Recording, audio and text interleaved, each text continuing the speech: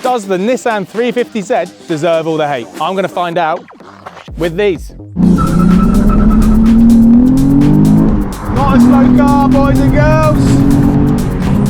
Oh my days, it's like nuts.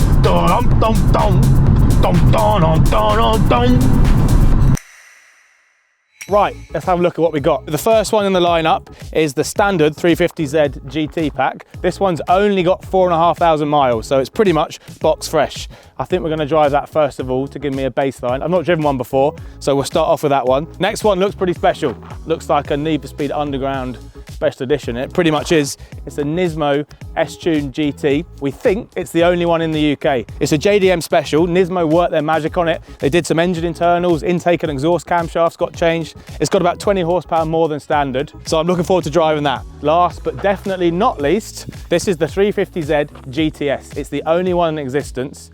It's a one-off skunkworks special made by the guys from Nissan. If you have a little peer in the front grille, you'll see all sorts of intercooler pipework, and that means it's supercharged. So the supercharger gives it an extra 100 horsepower, so it's definitely going to be the quickest. It's probably going to be pretty special. We'll save that to last. First things first, I'll go out in the standard one.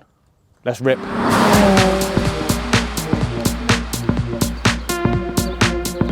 So why did the 350Z get so much hate?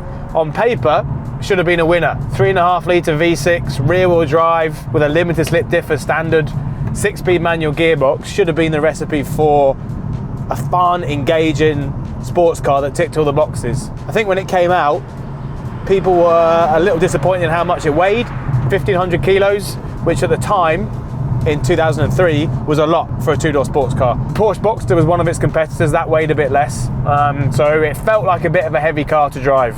The engine, even though it's a 3.5 litre big grunty V6, it's exactly the same engine as Nissan fitted to some of their SUVs, things like the Muranos, and that meant that it didn't necessarily have the character that the sports car kind of said it should have. It's not so free revving, it's got a bit much inertia, so it takes a longer time for the revs to rise and fall. The interior was another thing that came in for a bit of criticism, kind of the plastics. People said were a bit cheap and a bit tacky, and yeah, I get it. It's definitely not German build quality. It's not burr walnut trim, but you know, it's a Japanese sports car priced to a certain point in the market. It's never going to be. And the other thing was its predecessors. The Z brand in Nissan has had a huge amount of history. The 240Z was a beautiful car, stunning to look at, great to drive at its time. The 300ZX was the predecessor to the 350Z, and that had a real strong following as well. Twin turbo model was quick. So this 350Z was launched in 2003, and when it hit the market in the UK, the base model was up for only about 24 grand, but it was competing against things like the Audi TT, the BMW Z4, and this is a sports car, but it's definitely only a two-seater. You couldn't even get a kid with no legs in the back. There's no seats. So the competitors to this car, when it came out, were pretty strong, and it meant it was always going to have a hard time. So what are my first impressions? Well, I've just started driving it. First thing you notice is kind of the weight of a lot of the controls. The clutch pedal's really heavy in this, really heavy. The gear change is kind of really short. It's a low lever, quite a big lever as well, and that also makes that feel like quite a brutish thing to do. And I haven't really pushed on yet, I haven't given it a bit of the old stick, but already you get a sense that the engine, the V6, is kind of more about grunt than about wringing its neck for every last RPM. The other thing I noticed, first of all, was the interior. My word! Talk about caramel. In fact, it's probably more orange than caramel. Tasty! It's probably the exact colour you would produce if you went for a night out, had one too many beers, and decided to stop off for a tikka masala on the way home, and then visit your toilet afterwards. I think this is probably the colour you'd see coming out of your mouth. Right, here we go. Got a nice B road at our disposal. Bit bumpy, but this is a sports car, so it should suit it. So let's see how it goes.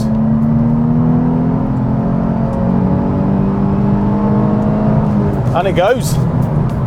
Kind of goes surprisingly well. That was a third gear pull, and third gear went on for a long time, but actually I wasn't expecting to be quite so eager to head towards a red line, but it does kind of encourage you to wring its neck, and it's got a lot of torque. It's got a lot of torque. Right, let's see what it's like off the line. Turn the traction control off. Let's give it a launch.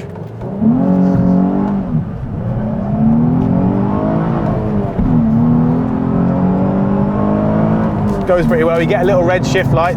Rev needle goes. It's not a slow car. I'll tell you that for nothing. It's not a slow car at all. 276 horsepower, and it kind of feels like every one of those actually. Every time you change gear, the rev counter needle does a little dance. Is it engaging on a road like this? That's my question. Well, it's enjoyable to drive. I feel like because the engine's so kind of torquey, it doesn't egg you on to rev the nuts off it quite so much. You can leave it in a slightly higher gear and let the torque do the work. The steering could be a bit more kind of precise, so it flattens out a lot of the little lumps and bumps and crests in the road, so it means you actually have to work a bit less hard. So it's actually quite an easy car to drive at speed on a road like this, but then something like an RX-8 that was a revvy little thing would probably be more engaging by needing you to keep it up in the revs. One thing I will say is that the suspension does a really good job of kind of soaking up all the bumps. It's very composed on a road like this. For a car that's not super lightweight, 1,500 kilos, doesn't feel too wallowy on this kind of road, even the standard one. Okay, this car's only done 4,300 miles, which is nuts. So everything's probably pretty tight. The thing about these cars, especially nowadays and over the last 5, 10, 15 years, is there's a massive tuning market for them. Loads of different upgrades you can do. Small ones, you can do all sorts of body kits for them. You can do all sorts of mechanical upgrades. You can fit turbochargers, you can fit superchargers. So I think it's probably time we tried the next one out, jump in the Nismo and see what some JDM fettling feels like.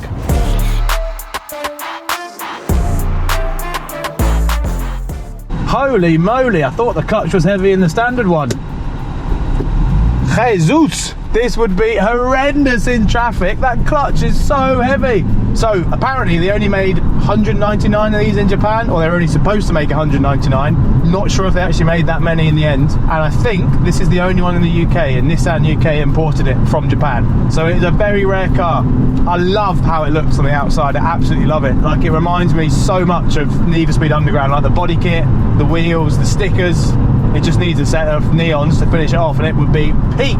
If you were driving this through town, through London at night, you put the radio on, play Need for Speed soundtrack, Little John and the East Side Boys. Dum dum dum dum dum dum dum. What's the car like to drive? Stiffer already on this road, a lot stiffer than the standard one. That clutch, I can't believe how heavy the clutch is. I mean, the standard car feels like a very brutish thug to drive in a way. This with that clutch pedal is next level. It, like, to hold your foot, I'm not joking, to hold your foot on the clutch all the way to the floor, I think I'd get DOMs, leg DOMs, if I did that, if I drove it for an hour or two. So, it's got a lighter flywheel, it's got different intake and exhaust camshaft, it's got about another 20 horsepower, so just under 300 brake. Oh yeah, and it's got a higher rev limit, 7,200 RPM rev limit, and it feels keener to rev, feels keener to put up there. Different exhaust as well, sounds a bit different. It feels like it's willing you on to take it through the revs quite a bit more, and actually that's a big difference. If you're kind of looking for a down change, heel and toe, or just want to rev match a downshift, the revs pick up a lot quicker. And that's something in the standard one that felt a little bit sluggish. Like, it felt like it took a long time for the engine to wind up, it took a long time for it to rev up. So that alone changed the character of the car quite a lot, and the throttle is definitely more responsive for it. I'm liking this. Yeah, the way it picks up is so much sharper. Even though it's only 20 horsepower, I think that flywheel alone makes a big difference being lighter. Nissan know what they're doing with the standard 350Z. But Nismo, those JDM tuner boys, they really know what they're doing.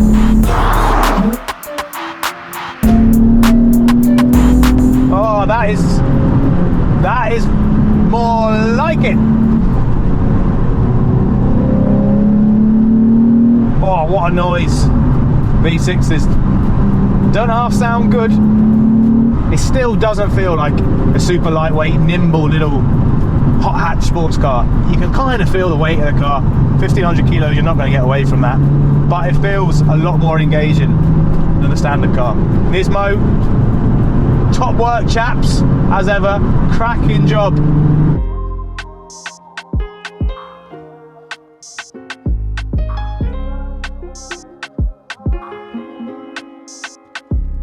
Right, last, hopefully not least, we're in the black one, the GTS, the one with the supercharger, controlled by the little switch down here. I'm gonna let it warm up a little bit first before we engage supercharger mode.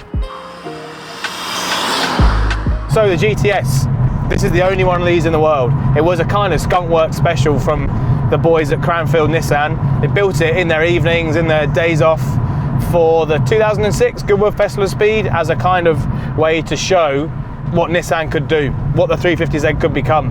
But they never made any more, never made it into production, so I am driving the only one. So with the supercharger off, the engine internals are pretty much the same, so it is just the standard 276 horsepower, 3.5 litre V6. However, if I switch the Novidem button, oh my days, you can hear it fire into life. 380 horsepower. Oh my goodness! And listen to it!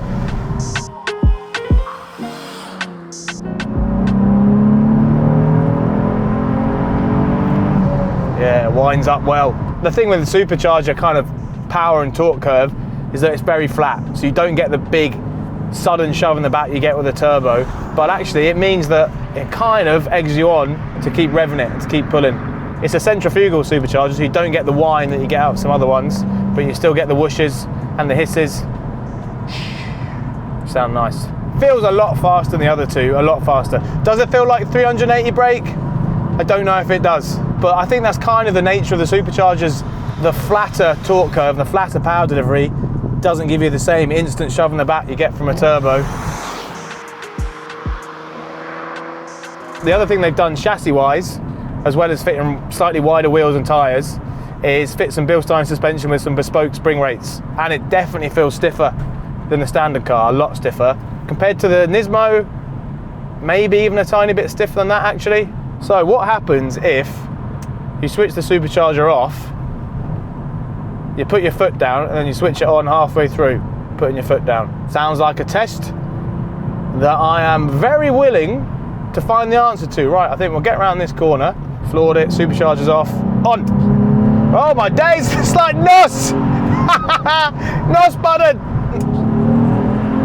Yes! That's a cool party trick. That is a cool trick. So how do we sum all this up? Well, I think the first question is, which one of the three cars do I prefer? The standard 350Z is good, but I think faced with the competition from the other two tuned versions, it was never going to be the winner today. So, which is it?